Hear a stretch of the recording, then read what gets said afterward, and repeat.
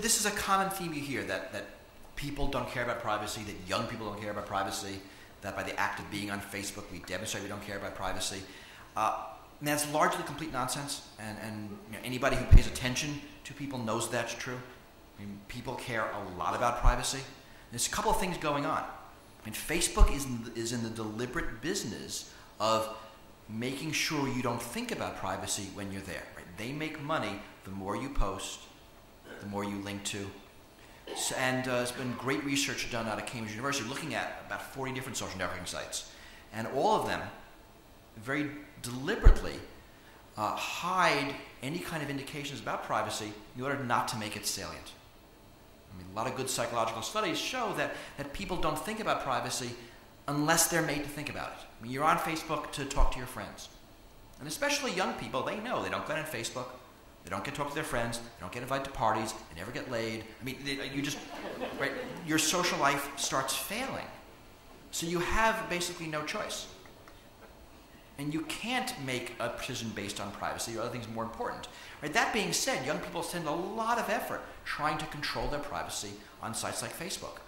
Dana Boyd, who's an ethnographer who studies teenagers how to use the internet, has documented a lot of these. People engage in wall scrubbing, people use aliases, and people trade information about privacy settings. They do things both allowed and not allowed to control their privacy because it's important to them. I mean, ask any teenager, and they tell you privacy is from their friends, their parents, their teachers. We've all been there. Humans have not changed.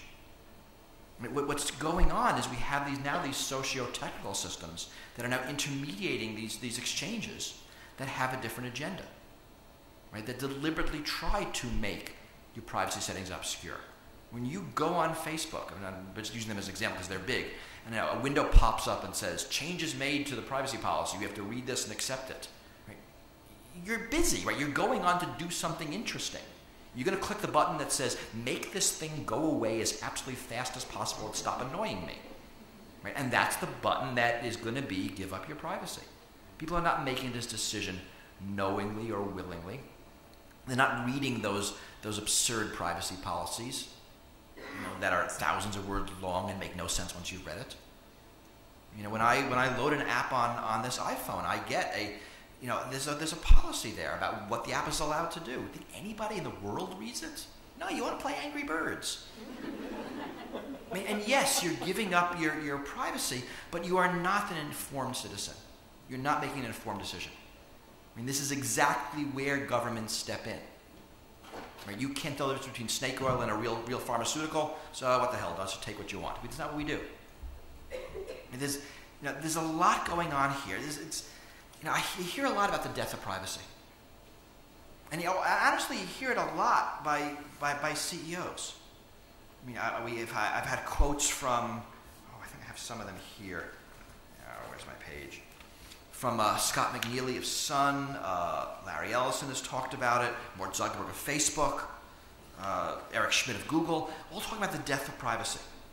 And this has been predicted for you know, years. When the camera was invented, you can read about the death of privacy. When the audio recorder was invented, when the video recorder was invented. I mean, there are lots of books. It's always been a big seller. No Place to Hide by Robert R. Harrow recently. Simpson Garfinkel's Database Nation.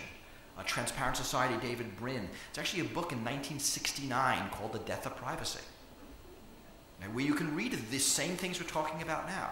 You know, it's just because the technologies exist doesn't automatically mean they're being used in this way. Right? Just because guns exist doesn't mean we're all going to start shooting each other. Just because cameras exist doesn't mean photographing each other naked is inevitable. And I really think the death of privacy is being talked about by the people who want to kill it. And this is important. Right? When I gave the lay of the land, I mean, I talked about technology and laws and corporations. Right? Technology determines what's possible. Laws determine what's legal. And corporations determine sort of what's profitable. And then on top of that, people get a couple of options.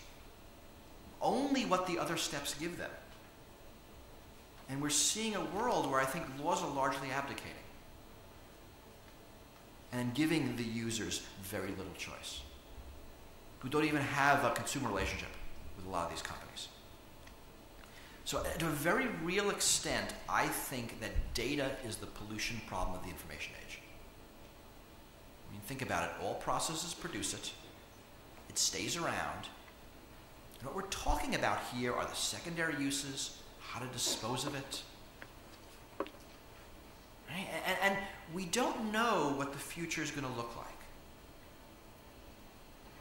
And also in a real sense, we're not actually building the future. We in this room are building tools so our children can build the future. And I believe, just as we look back at the scions of industry from 100 years ago and wonder in amazement how they can completely ignore pollution in their rush to build the industrial age, that we also are going to be judged by our great-grandchildren on what we did to deal with this data in our rush to build the information age.